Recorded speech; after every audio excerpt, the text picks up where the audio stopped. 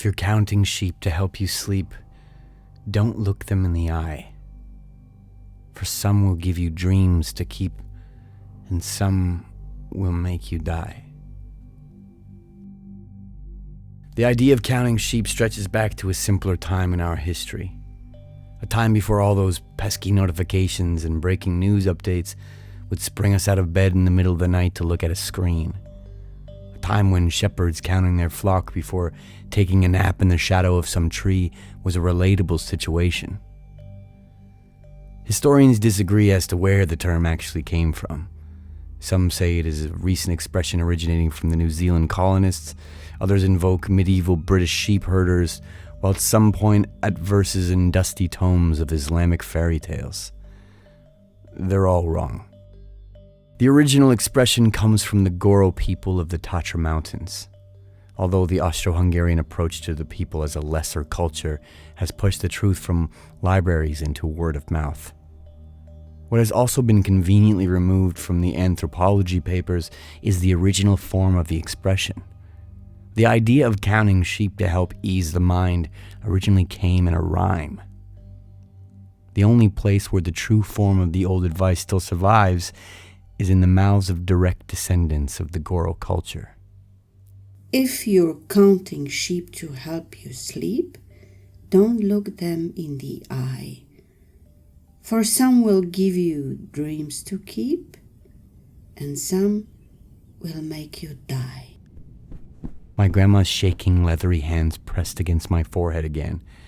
I was wrapped in 4 different blankets, and a frigid wave of hot ice was traveling up and down my body, but her words cut through my fever. "Why do you say that, Grandma?" I said, my chin safely tucked beneath the blistering blankets.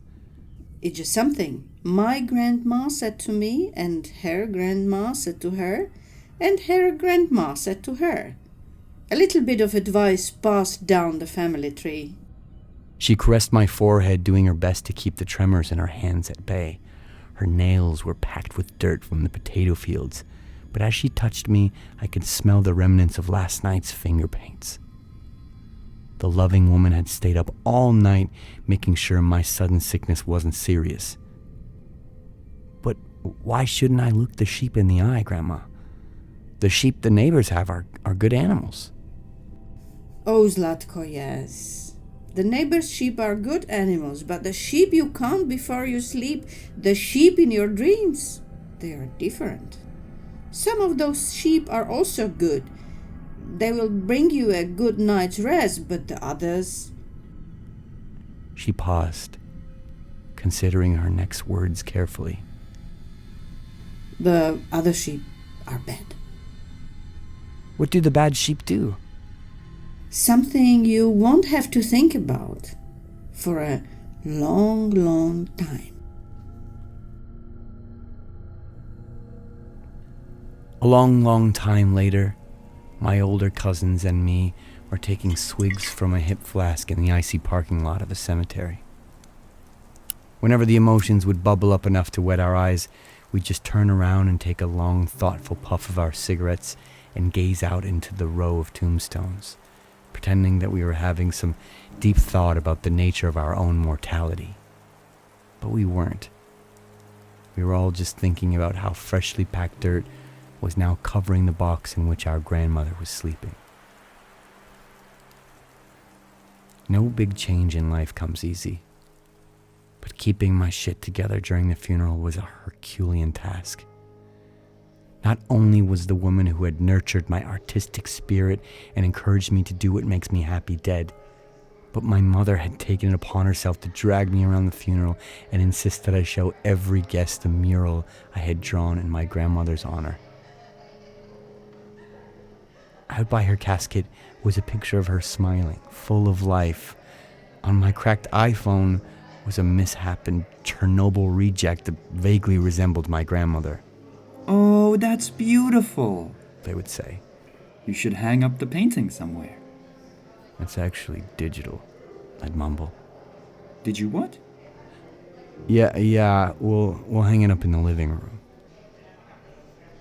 As a cherry on top of my awkward social Sunday, my suit pants were a couple sizes too small. The buttons that held them up constantly reminded me that my body had grown since middle school graduation. My grandma was dead. My artistic pursuits were confusing to everyone around me, and every deep breath I took threatened to get me pantsed during a funeral. Yet, I still took those deep breaths. The whole day I was trying not to think about how hard the loss stung, how impossible her absence felt, how she would never see me actually get good at drawing. The whole day I was trying not to think about how my grandma had met the bad sheep. With the help of whiskey and some self-control, I almost made it through the whole funeral without crying. But then, as we stood in that cold parking lot, a bright neon jogger cut through our group of dark suits. She had a hairy bobtail on a leash. The dog looked like some horribly misshapen evil sheep. The bad sheep. I took a deep breath to steady myself, but the buttons on my pants didn't like that. I lost my grip. The wind was sharp on that Slovakian November day, and I stood in the parking lot of a cemetery surrounded by my older cousins, weeping like a baby with the pants of my undersized suit around my ankles. More time passed. I moved to Prague and bargained my fascination with folklore and history into a job in the tourist industry. The work was both rewarding and exhausting. Every day I got to ramble about the soul of the Czechoslovakian nation to a willing audience who paid me well for the service. But the crowds were large enough to require every tidbit of knowledge that I had to be delivered from the depths of my diaphragm. The work drained me. Crashing into my bed after a 6-hour tour, I always felt like a boxer who just went through a full 12 rounds. Sure, my opponent was grinning and cheering me on throughout the match, and there was a wad of bills in my jeans to assure me that I had won the fight. That didn't lessen my internal bruising. I'd lie on my back, trying to nurse myself back to health with honey-loaded tea and breathing exercises that an opera singer who dropped by my tour once suggested. In those moments of afternoon recovery, sleep would tug at my soul, telling me that peace could be found in its woolen embrace, assuring me that the physical strain of yelling information at crowds would be easier to bear with 8 hours of good rest. But whenever I could, I would resist its pull. That's beautiful, Zlatko, she would say, whenever I would show her messy finger paintings or jagged sketches that my childish mind would produce. Promise me that as long as drawing brings you joy, as long as creating things makes you happy, you will keep on doing it. Life can be hard, Zlatko. Life can be very hard. But what you hold in your hands can help you escape. Promise me. You will never let go. I promise, Grandma.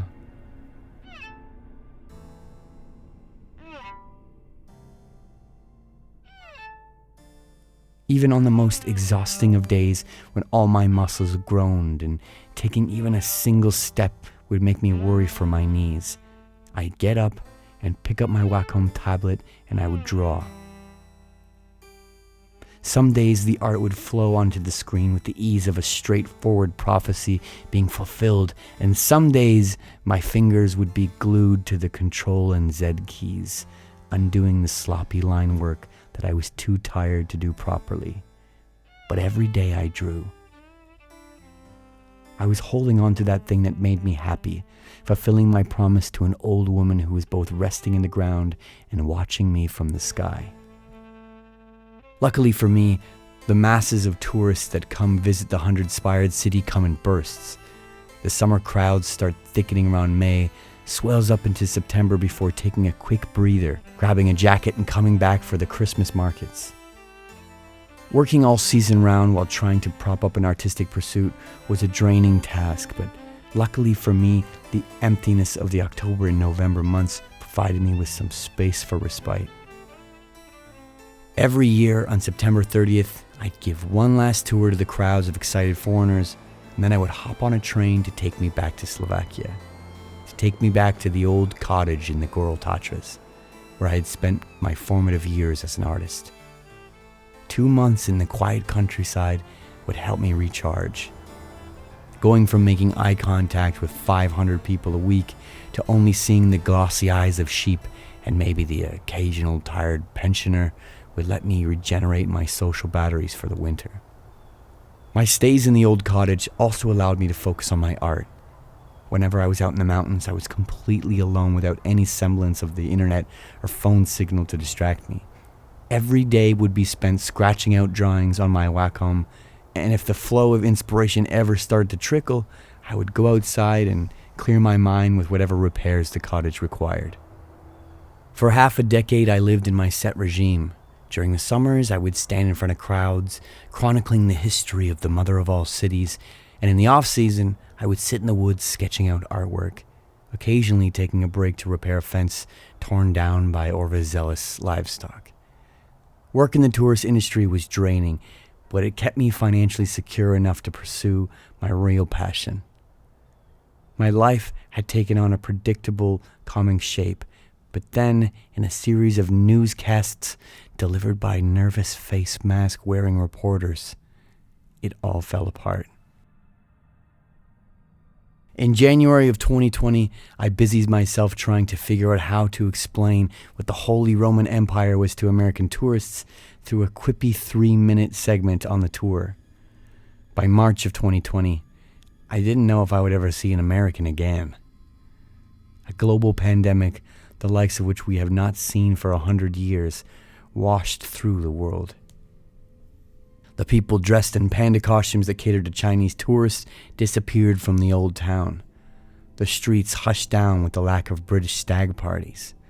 The tourist trap restaurants that advertised authentic Czech cuisine erased their chalkboards and put up pleading messages about having really good food for really reasonable prices. My livelihood died in a series of rattling coughs and complaints about lack of medical supplies.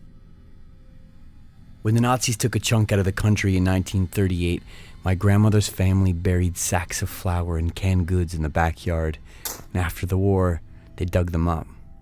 When the Soviets installed a puppet communist regime that saw the people of Czechoslovakia as disposable numbers, they buried their emergency supplies once more. People who lived through tyranny and disaster raised me. The idea of a rainy day fund had been chiseled into my head since birth. I had enough money stashed away from tour guiding to tide me over for a couple of months. The stimulus packages from the government could stretch that money into a year. With my old routine buried beneath a steadily rising global infection count and the tapestry of the world bristling at the seams with chaos, I locked myself in my apartment and drew. I don't think I'm alone in this, but I scarcely remember any specific moment from the 3 months when the European side of the pandemic went through its roughest trials. I just remember drawing a lot, posting my art online, and then getting back to drawing with a healthy helping of anxiety from whatever news story I'd managed to catch a glimpse of while trudging through my social media. I never had to think about counting sheep. My mind was so wired that I was either drawing or panicking about the possibility of total economic collapse. When I would wake up in the late afternoon, it was usually with my laptop warming my chest and a stylus still in my hand.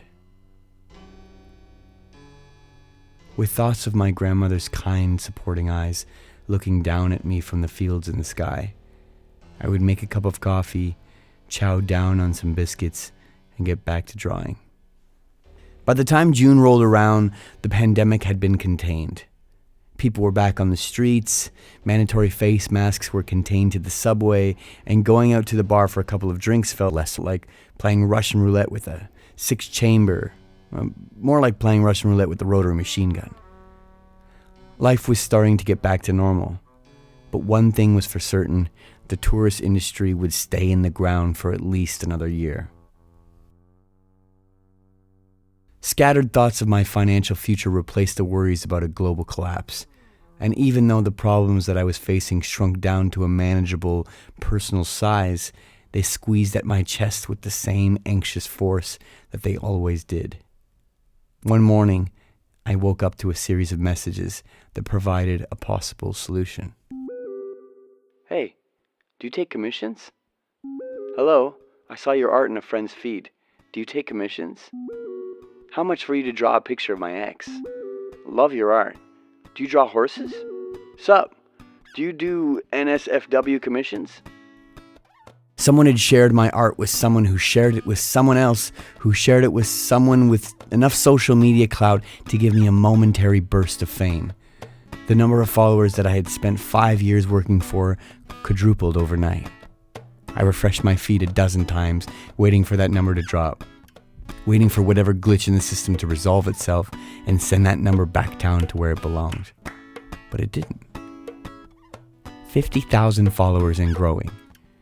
More commission messages came in, some with suggested prices attached. I did some quick math in my head and immediately had a panic attack. This wasn't tour guiding money, but it was rent and food money. If I played my cards right, I could make a living as an artist. I googled the COVID guidelines for Slovakia, dug up my face mask and booked a train. Difficult decisions were always better weighed in the solitude of the mountain air. I would be drawing every day, putting the stylus to the pad was what got me out of bed in the morning. But accepting money, accepting the responsibility to draw something specific, that was a whole different ballgame. What if I got up one morning and didn't feel inspired? What if as soon as I accepted the money for a commission, the muses went on strike? What if I stopped enjoying drawing? Committing to commissions was a decision I wanted to sleep on, but sleep wouldn't come. I was wired the whole night before the trip. Spent every moment of darkness tossing and turning in my bed, trying to make sense of what was going on through my head. The confusion bouncing around my skull didn't leave with the rising sun, but every ounce of energy that I had did. I chugged a couple cups of coffee with the hopes of falling asleep on the train. I didn't. As heavy as my eyes felt, as weak as every muscle in my body was, sleep just wouldn't come. I sat in that rustling train with my face pressed against the cold glass, watching glimpses of sheep herds eating away at the grassy hills of Slovakia. Somewhere out there were shepherds napping in the shade of trees after counting their flock one last time. I tried to join them in the land of sleep, but my bloodshot eyes refused to close. I was the only one in the family who had bothered to visit the creaky cottage, and it showed. As soon as I started a fire in the furnace, the wooden walls of the house went flush with life. 78 flies. I had hoped that keeping track of my kills would take my mind off my social media presence, but instead I just found myself wondering whether I should take a picture of the pile of bug corpses for my Instagram. For a second, I almost did. That pile of insects looked so absurd in the foreground of the landscape painting that my grandmother liked to keep around. But then I shelved the idea. Among those 50,000 people, there would surely be someone who would take offense to a corpse pile. Regardless of the species, and if I was going to pursue digital art full-time, I needed as many people on my side as possible. Outside, thunder rumbled, and the gentle pitter-patter of rain started to play on the tin roof. All the lights were off. If it wasn't for the faint orange glow of the crackling fire, I would have been in pitch darkness. I closed my eyes to sleep. 5 minutes later, I got up for a glass of water. A raccoon-eyed man who looked like he should be on a suicide watch stared back at me from the mirror. To the right of him was a beautiful landscape painting of a tranquil valley. To the left of him was that same valley, lit up with a momentary thunderbolt before descending back into complete darkness. I tried to figure out why the sudden burst of attention towards my art was making me so stressed. Why my mind was so busy looking for problems, but in my exhausted state, no rationale came. I resorted to pressing my forehead against the reflection, hoping to gain some insight that way. I didn't. but I did gain something else. As the mirror jolted under my tired skull, something came loose behind it. A joint. A joint that 16-year-old me had stashed away during one of my wild summers and hoped to eventually get back to. A decade later, I appreciated my inborn tendency to conserve my resources. Being a grandchild of someone who lived through 2 totalitarian states pays off. I cracked open the bathroom window. The valley outside was flickering in the darkness under the light of the glowing storm. I lit up. The rough smoke of the ancient joint rattled my lungs, but it eased my mind.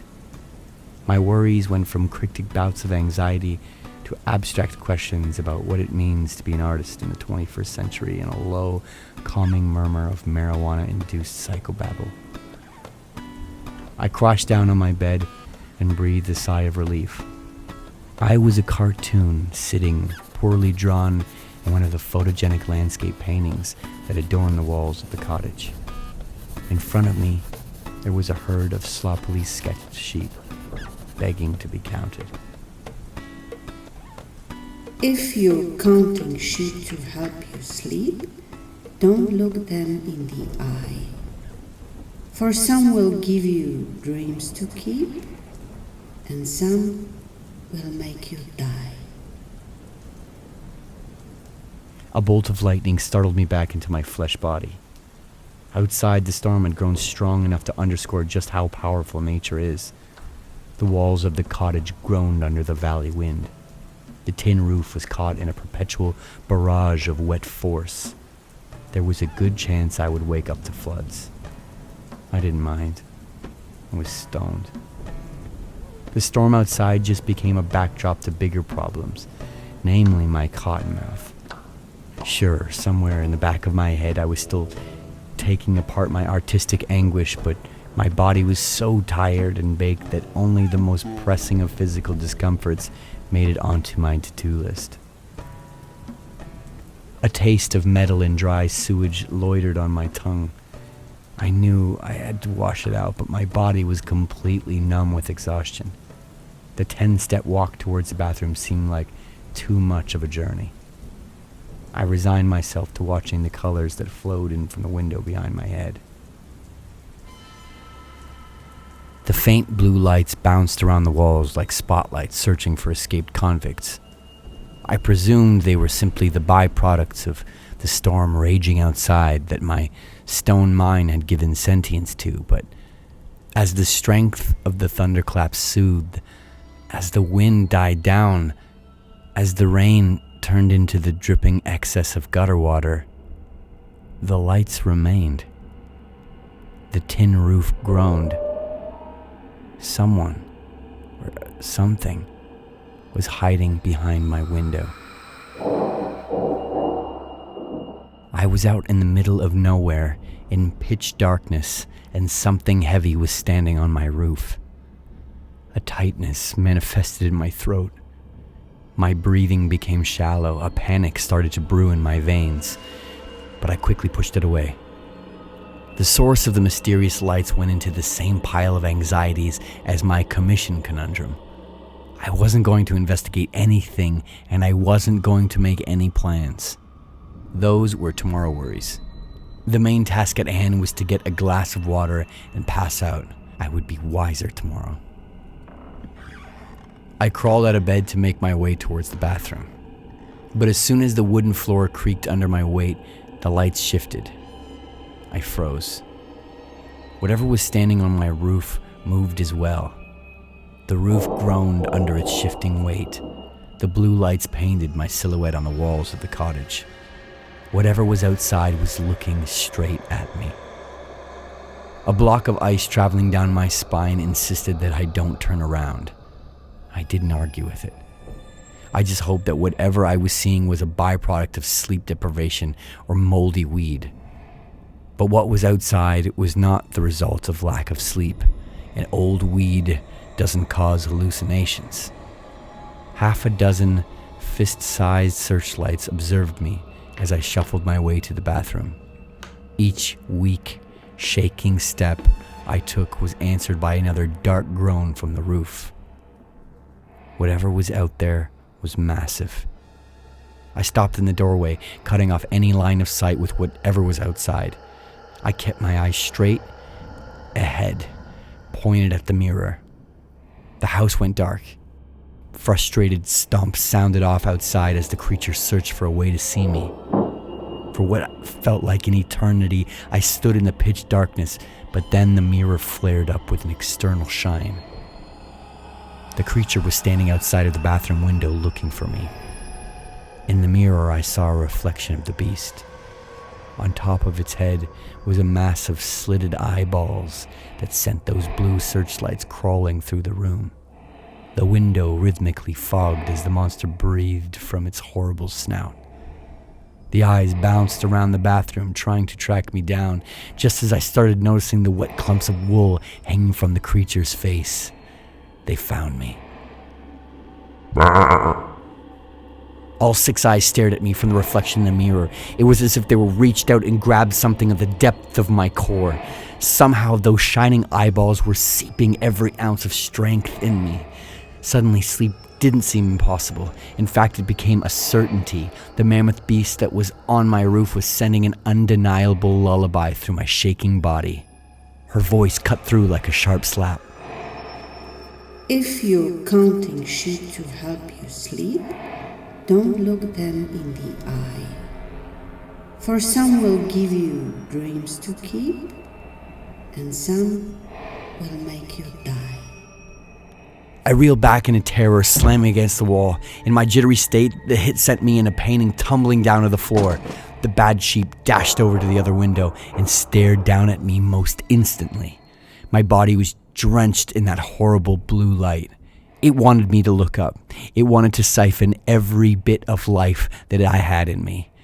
The bad sheep wanted me to make eye contact. I grabbed a hold of the painting and stared at the landscape. The whole scene was hued in blue, but it was still the same painting of the Magura Valley that I had admired as a child. It was an old painting, something my grandmother had drawn before her hands started to shake, but the scene she had painted seemed more real than anything else in that room. If I just fell asleep on my own, if I didn't let the bad sheep's eyes drag me into the land of dreams, I would be fine. I imagined I was there, sitting on the grass, poorly drawn in the backdrop of exquisite brushwork. I was looking out at those white clouds grazing in the meadow. How many sheep were there? I closed my eyes, pulling closer into the abstract world of imagination. This infuriated the bad sheep outside. 1 sheep, 2 sheep, 3 sheep, 4 sheep, 5 sheep, 6 sheep, 7 sheep.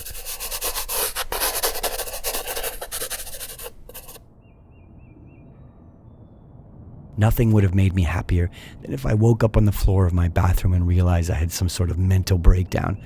A momentary lapse in sanity would be much easier to explain than a giant demon sheep. But alas, one look at my roof assured me that as maddening as last night was, it was all real. Thick hoof prints covered the roof. The bad sheep was not a figment of my imagination. I stood at my window for the best part of an hour, trying to make sense of the world I had woken up into. The worries about the commissions merged together with the terror of the mysterious creature that had visited me. If I didn't do something proactive soon, I would have an actual mental breakdown. I made my way up to the nearest hill with my phone at my hip.